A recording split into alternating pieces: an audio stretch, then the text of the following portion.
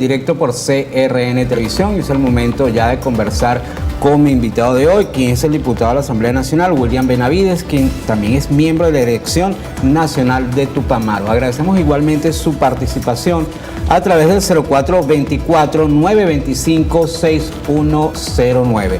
Bienvenido al programa. Buenos días, Luis. ¿Cómo estás? Bueno, William, una responsabilidad bastante grande, miembro de la Dirección Nacional. Cuéntame un poco de cómo va ese trabajo de Tupamaro a nivel nacional. Sí, bueno, buenos días. Gracias por la invitación, Luis, nuevamente. Yo soy responsable de política nacional. Me toca a mí atender todos los bloques, lo que es la política del plan nuestro estratégico y el plan táctico operacional. Nosotros nos regimos por la Dirección Nacional Ampliada, que es la máxima instancia de dirección de nuestra organización, la cual lleva a asambleas permanentemente cada 6 meses, cada 1 año, y revisamos nuestro plan estratégico, nuestro plan táctico, que se lleva de acuerdo a la realidad objetiva y subjetiva de cada bloque, ¿no? Y eso, el responsable de política nacional tiene que ver con eso. La responsabilidad de velar por la política ideológica, de lo que tiene que ver con nuestro programa de formación permanente, simultáneo en todos los bloques, la revisión de nuestro plan estratégico permanentemente, cómo cambia la coyuntura, cómo se desarrolla cada bloque, cuáles son las debilidades, las fortalezas, las oportunidades, las amenazas en cada región de nuestras operaciones.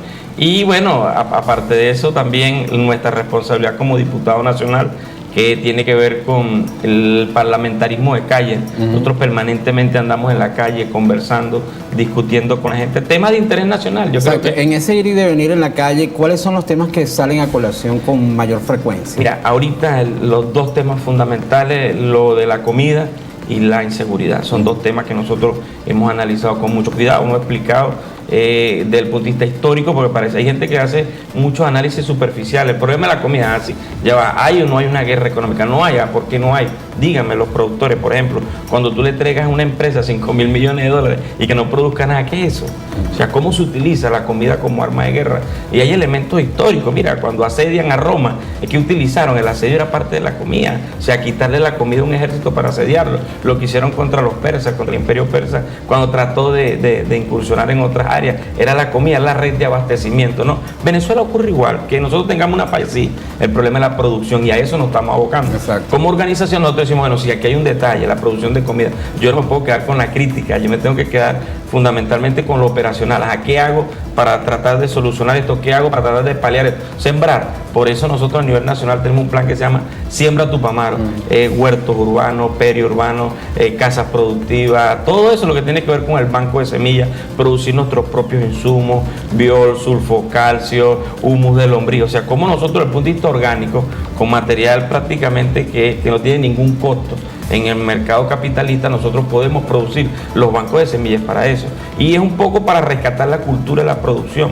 Nosotros no podemos depender única y exclusivamente de la renta petrolera. ¿Por qué crees que se ha perdido la cultura de la producción en Venezuela? ¿Cuál fue el tema, el punto de quiebre de esto? 1960, el boom de la apertura petrolera. Cuando vino aquí el boom de la apertura petrolera, la creó Oil Company, hizo grandes planes de desarrollo petrolero y entonces ¿qué hicieron? Empezaron a hacer el éxodo campesino, empezó a verse el negocio petrolero como más fructífero desde el punto de vista económico y dejamos nosotros nuestra soberanía alimentaria y nos dedicaron única y exclusivamente a ser productores de materia prima. Las empresas básicas, ¿qué es? Productores de materia prima. La industria petrolera, ¿qué es? Productora de materia prima.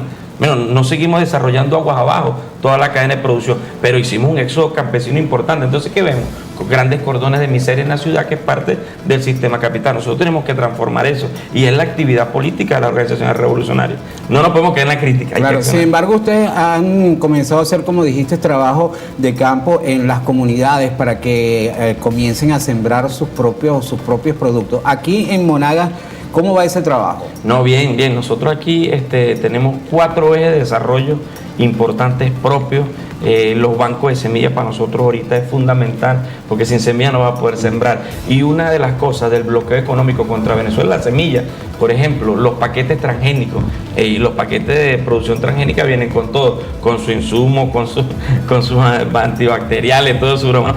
Igual los paquetes que compramos. Entonces dice, bueno, yo quiero comprar una semilla maíz Pioneer, pero ¿con qué viene? Tienes que comprar el paquete completo, el paquete tecnológico que llaman ellos de producción. Nosotros hemos producido artesanalmente durante miles de años nuestra tierra, no tenemos que rescatar eso, rescatar el conuco. Aquí la gente dice, el conuco es como que regresar al pasado, no vale, si ese es nuestros ancestros, la producción, y es enseñarle a nuestros hijos el valor de la tierra, la relación del ser humano con la tierra, porque nosotros no nos podemos ir tampoco nada más a lo material, aquí no lo espiritual. Esa armonía que tiene que existir entre el medio ambiente y el ser humano, que es lo que el capitalismo está depredando. Por ejemplo, tú observas los grandes sistemas de producción en México, destrozaron miles de hectáreas, ya no se puede sembrar. Bueno, eso es parte de los transgénicos, pero ¿qué han hecho en África? Es lo mismo. Nosotros tenemos que preservar el ambiente. El compañero Evo Morales decía en la cumbre de Copenhague, puede existir la tierra sin humanos, lo que no puede existir es los humanos sin la tierra. Y es eso, tenemos que cuidar realmente lo que nos rodea, nuestro medio ambiente. ¿Cuándo los venezolanos nos dimos cuenta que teníamos que comenzar a producir y que cuidar nuestro medio ambiente? Ahorita, por el elemento de la crisis, Albert Einstein decía que la crisis es importante para que el ser humano se pueda desarrollar, para que pueda entender las contradicciones existentes y para poder avanzar en el marco de la innovación, la invención, del descubrimiento realmente de lo que existe y lo que no existe. Veníamos exactamente de un boom de la apertura petrolera. Nosotros agarramos 1998, una crisis económica muy fuerte en Venezuela.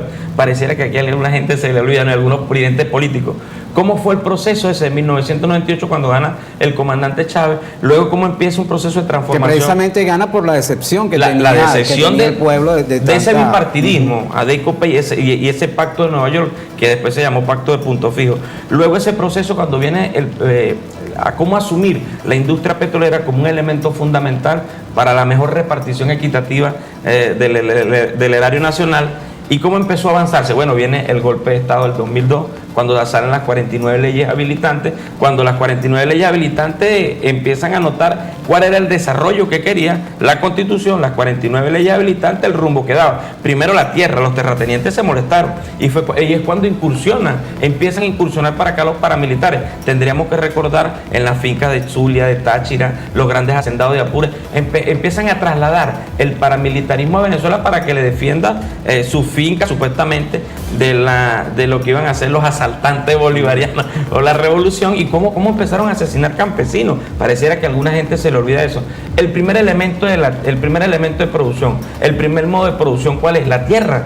Y empieza ese proceso. Luego, dentro de las 49 leyes habilitantes, la ley de hidrocarburos, que más o menos da una visión hacia dónde íbamos, hacia dónde se desarrollaba, y el proceso realmente de nacionalización, que no ocurre en el 2002 específicamente, empieza a ocurrir justamente como en el 2006, 2007, cuando ya empieza el proceso de nacionalización y de los convenios operativos. Ahora, William, ¿hay alguna similitud entre los hechos del 98, 99 a lo que se está viviendo ahora, donde hay un cierto descontento por una parte, mientras la otra parte defiende a ultranza lo que se está viviendo? Sí, mira, aquí hay dos proyectos políticos bien enmarcados, bien definidos. Hay un proyecto que es netamente de la concesión. Tan así que salieron las declaraciones de Delcy Rodríguez, que dice que así pasemos hambre, pero lo que importa es la patria. Sí, aquí hay dos proyectos políticos. Aquí hay un proyecto político de la derecha, de los terratenientes, de los señores que se apropiaban de la riqueza petrolera y que vivían de ello, que históricamente han vivido de ello, y que no quieren dejar sus prebendas. Y hay un proyecto que dice que hay que hacer una inversión social, que para nosotros no es un gasto, es una inversión social, que hay que darle mejor desarrollo educativo, de salud a la población. Son esos dos proyectos. Un proyecto que defiende la humanidad, que defiende el ser humano como elemento fundamental y no el capital. Son los dos proyectos. Bueno, esos dos proyectos constantemente van a tener contradicciones que son antagónicas de paso, ¿no? Bueno, ahora vuelve otra vez una nueva escalada, parecida al 2002. Mira, en el 2002 hicieron lo mismo, paro no sé qué, paro cívico, después se les escapó de la mano el paro, hicieron el golpe de Estado, después hicieron lo que no se puede llamar sabotaje, la locura petrolera que hicieron aquí. Venezuela perdió más de 40.000 millones de dólares en ese año de sabotaje petrolero, del terrorismo petrolero que hicieron ellos. Internacionalmente han seguido con el mismo juego de tratar de aislar la política internacional venezolana, colocarlo como un espacio donde nosotros no tengamos radio de acción y de operaciones. Bueno, eso es parte de la misma política.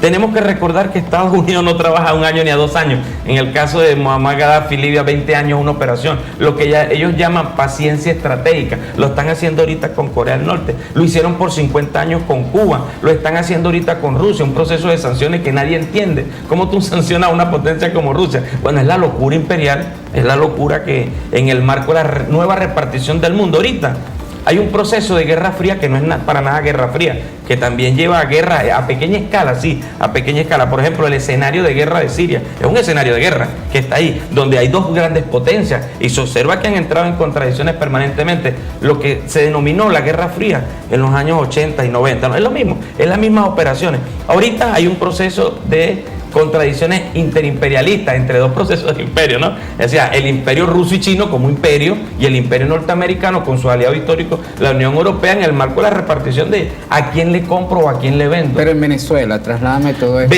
Venezuela geopolíticamente es muy importante para Estados Unidos. Nosotros hemos sido, como decir, los malos hijos de América Latina que le ha enseñado al pueblo a ver diferente. Por ejemplo, mira lo que ocurre ahorita en Argentina, cómo sancionan jurídicamente a la expresidenta Kirchner para tratar de golpear moralmente a la izquierda latinoamericana, pero también lo hacen en Brasil con Lula y aquí en Venezuela también. Mira, los radicales opositores que dicen, bueno, de Diosdado Cabello para arriba y Diosdado Cabello para abajo, todos hay que meterlos presos, a todos hay que, decía un entrevistador colombiano en estos días que él esperaba vivir para vernos a toditos metidos en Estados Unidos con una braga naranja. Bueno, así piensa la oposición, así piensa en América Latina. Tenemos que recordar que desde que llega el comandante Chávez hace dos elementos importantes de Unión Latinoamericana, la CELAC y la UNASUR.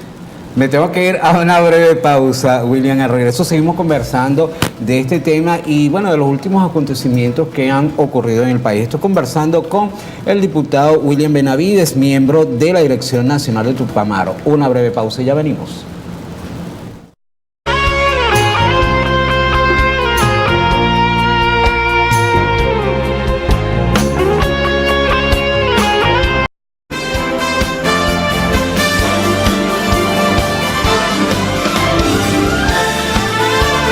Regresamos en directo por CRN Televisión conversando con el diputado William Benavides, miembro de la Dirección Nacional de Tupamaro. William, me gustaría saber tu opinión acerca de la confrontación que existe ahorita tanto en calles como en medios, tanto del gobierno como de la oposición, porque pareciera que es una guerra de quién mete más gente en las calles y no se estudian realmente algunos problemas del país. Sí, mira, primero hay una confrontación que no se puede esquivar, no se puede dejar de analizar. Hay una confrontación de calle permanentemente. Hay un sector, el sector de la oposición violento, que quiere manifestar, pero violentamente, incendiando gente, quemando instituciones, quemando infraestructura. Ellos piensan que es un derecho de ellos, ¿no? Legítimo. Nosotros creemos que no es así. Yo creo que aquí hay derecho de manifestar libremente, pero sin quitarle el derecho al resto de los ciudadanos. Y primero, sin esa locura pirotécnica, piromaníaca de quemar todo a su paso, destruir todo a su paso. Desde el punto de vista nosotros revolucionarios, permanentemente hay que movilizar la masa. Hay que movilizarla, pero con conciencia. Hablarle, plantearle, discutirle los temas centrales del país.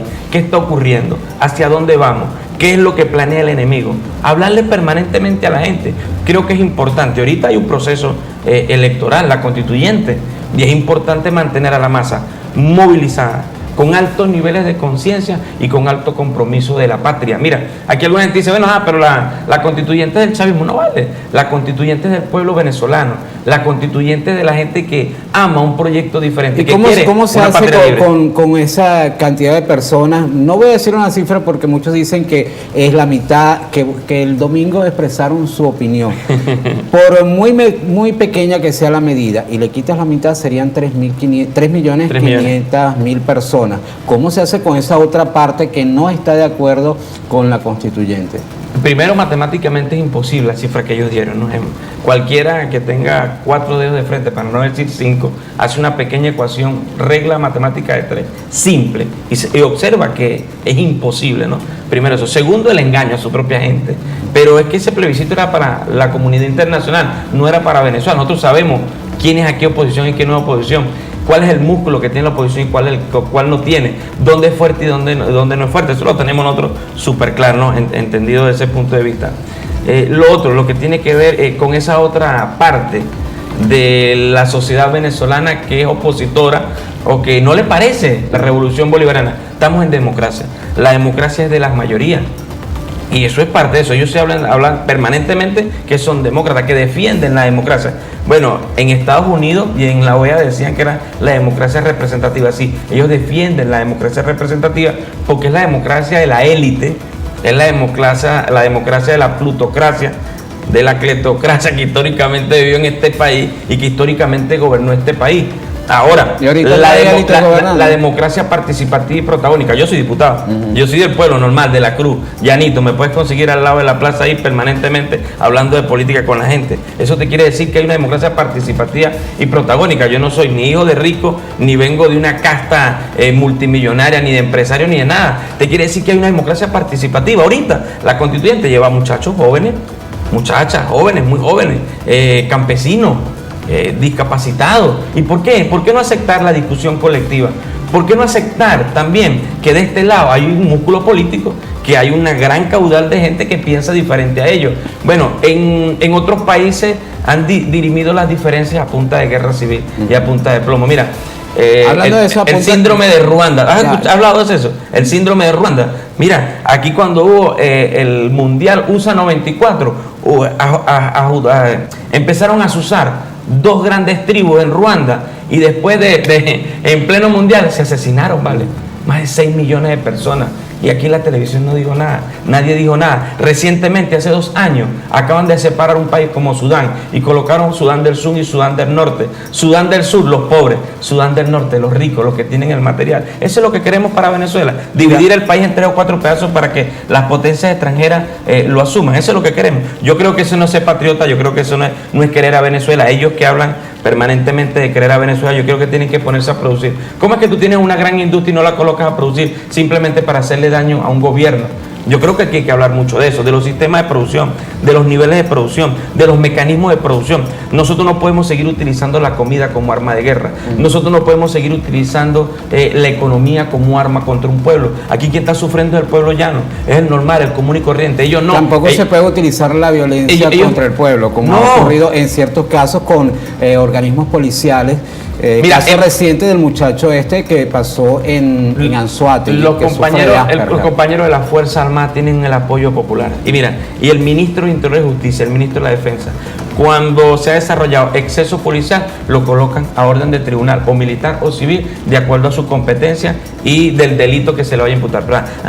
Pero ¿dónde están las imputaciones de la Fiscalía? ¿Por qué esa gente sigue suelta a los que quemaron a ese muchacho en Altamira? Ayer volvieron a quemar a otro muchacho en el metro, pero asesinaron a un muchacho recientemente en Lechería, lo dañaron con un mortero, luego vivo lo quemaron y luego lo apedrean. ¿Vale? ¿Qué es eso? Eso no puede llamarse manifestaciones pacíficas, eso no se puede llamar democracia, eso es terrorismo, eso es causar terror. Aquí no podemos nosotros dividir el territorio y que esto es de oposición y esto es chavismo. Mira, los opositores hacen caravana en la Cruz y nosotros, los revolucionarios, jamás hemos tratado de dañar a alguien. En Caracas igual, ellos que no tienen apoyo popular. En los sectores revolucionarios, claro, no van a tener apoyo popular, pero jamás hemos buscado agredir a un ciudadano. Entonces nosotros podemos decir ahora, Luis, bueno, la oposición no entra a nuestros territorios de zona de control. ¿Qué va a pasar en este país?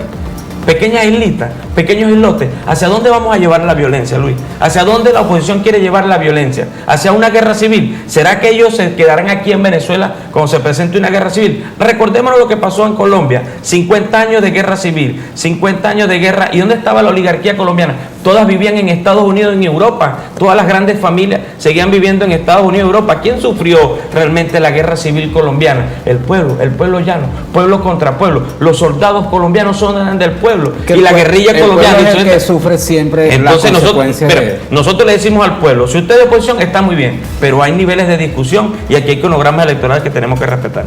Ese es un buen tema para el próximo segmento. Estoy conversando con William Benavides, diputado de la Asamblea Nacional y miembro de la Dirección Nacional de Tupamaros. Una breve pausa y ya venimos.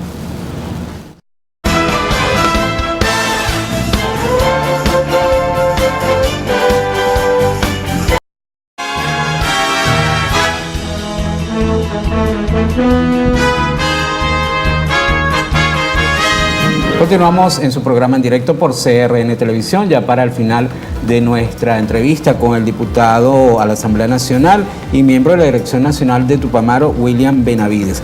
William, en la parte anterior dijiste algo que me gustaría rescatar porque fue casi al final, que hay que respetar los cronogramas electorales. ¿Y cómo quedó la elección que debía hacerse el año pasado de gobernadores? ¿No se respetó? Mira, hay un cronograma que el Consejo Nacional Electoral lo ha estado desarrollando. Si nosotros hubiésemos hecho el cronograma electoral, como estaba fijado por el Consejo Nacional Electoral, no se hubiese desarrollado, nada más nosotros hubiésemos participado. ¿Por qué? Mira, la oposición estaba participando con una tarjeta que se llama la MUC. Tenemos que hacer memoria histórica, ¿no? La MUC. La MUC entró en un proceso de fraude electoral con una firma chimba, no sé cuántos muertos firmaron, no sé cuántos privados de libertad firmaron. O sea, una locura, ¿no? 3.000 jóvenes que ni siquiera estaban inscritos en el red firmaron, y eso lo querían introducir. Eso es delito, ¿vale? ¿Cuántas firmas de ellos no estafaron? Eso es delito. Bueno, entonces esa estructura estaba ilegalizada. Pero el resto de los partidos también, ¿por qué? Porque no participaron en 2 procesos continuos nacionales. Están eliminados esos partidos. Tenían que ir a un proceso de revalidación y de rectificación de su nómina de militantes, que la hizo también la izquierda. En el caso de nosotros no lo hicimos por la resolución del Consejo Nacional Electoral y del Tribunal Supremo de Justicia, porque nosotros cumplimos con el más del 0,5% a nivel nacional, igual que los compañeros del Partido Comunista. Entonces, ¿cómo íbamos a hacer un proceso electoral sin los partidos de oposición? No estamos diciendo que hay un juego democrático, no estamos planteando que hay un juego democrático. Bueno, estos señores asumen eso y empiezan a mentirle otra vez a su pueblo. Yo creo que aquí hay que tener dignidad. Yo creo que aquí hay que ser responsable con las cosas que se dicen. Yo creo que la vocería de la oposición es una gran irresponsable, que llama a la violencia pero después no la asume, que ya hace anuncios y después no los asume, y entonces luego se colocan como perseguidos políticos. Yo creo que aquí hay que tener mucha responsabilidad. Yo creo que hay que darle seriedad a la política venezolana. Yo creo que hay que darle nuevos niveles de discusión a la política venezolana, y es parte del accionar de los movimientos revolucionarios y los movimientos populares. Entonces, el cronograma electoral se está cumpliendo. Ya se anunció que hay un proceso de elecciones en diciembre de gobernadores y diputados regionales. Luego vienen las de alcalde y concejal. Hay un cronograma. ¿Por qué no lo respetan? Si se está hablando de que ellos respetan uno de los temores de ¿no? la oposición o de los puntos que tienen tocando fuertemente es que la Asamblea Nacional Constituyente puede eliminar de un plumazo las elecciones de gobernación.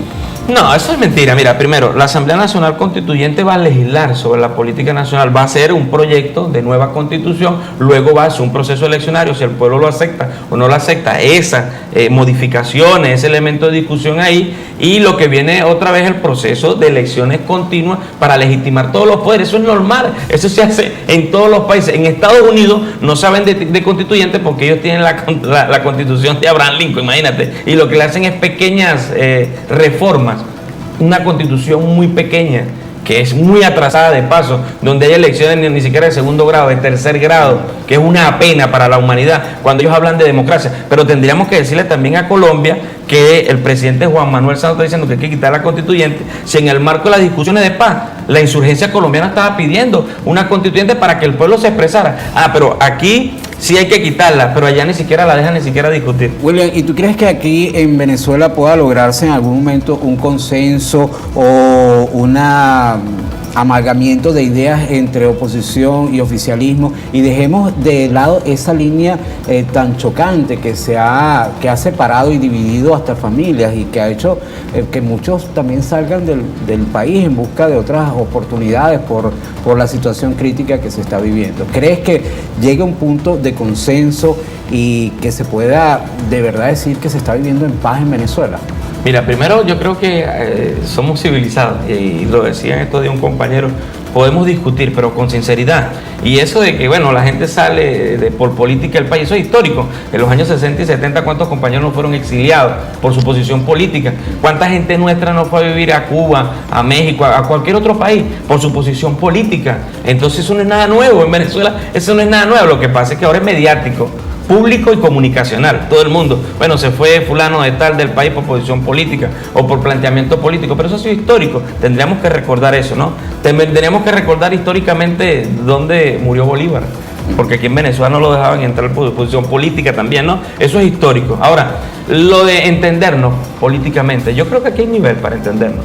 En algún sector de la oposición yo creo que es un sector democrático, lo que pasa es que está prácticamente callado, prácticamente lo tienen como que cercenado por su posición, porque quienes han asumido la vocería de la oposición, los más radicales, los ultrarradicales, los señores fascistas que tienen intereses internacionales. Freddy Guevara hace poco se dio un viaje por Estados Unidos y se gastó $112.000. Tú tienes $112.000 para gastarlo. ¿Quién gasta $112.000 en este país? En este viaje. Pero es parte de eso. Tenemos que ser sinceros, ¿no? Con una oposición ahí. ¿Cómo estos señores viajan por el mundo? Hay un gran financiamiento internacional, porque aquí lo que hay es tratando de la nueva repartición del mundo. Te decía, Venezuela geopolíticamente es importantísimo para Estados Unidos en el marco de su nueva expansión, o lo que ellos llaman la reconquista de su patio trasero. Te invito a leer el documento Freedom Dome, que es importante que lo analicemos con mucho cuidado, porque ellos abiertamente, su arrogancia los permite hablar abiertamente de los planos que tienen el mundo. Esos son los planes abiertos.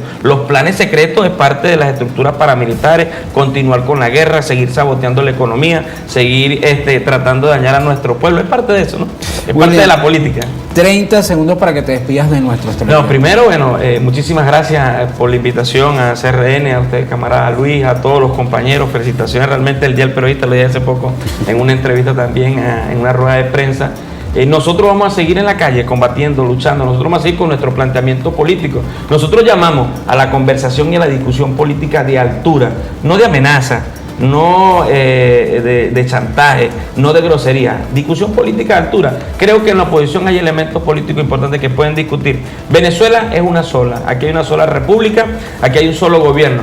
Cuando nosotros fuimos oposición en este país, fuimos perseguidos, torturados y asesinados. Y aquí nadie decía nada. La comunidad internacional, nadie decía nada, ¿no? Es parte de la doble moral de los organismos internacionales. Bueno, William, muchísimas gracias por haber asistido al programa. Mucho éxito en todas tus actividades, bueno, y éxitos a Tupamaro en todo lo que estén haciendo, siempre y cuando sea en positivo y en pos de Venezuela. Así es. Amigas y amigas, bueno, usted lo vio, lo escuchó, saque sus conclusiones. Me despido hasta una próxima oportunidad con más de En Directo por CRN Televisión.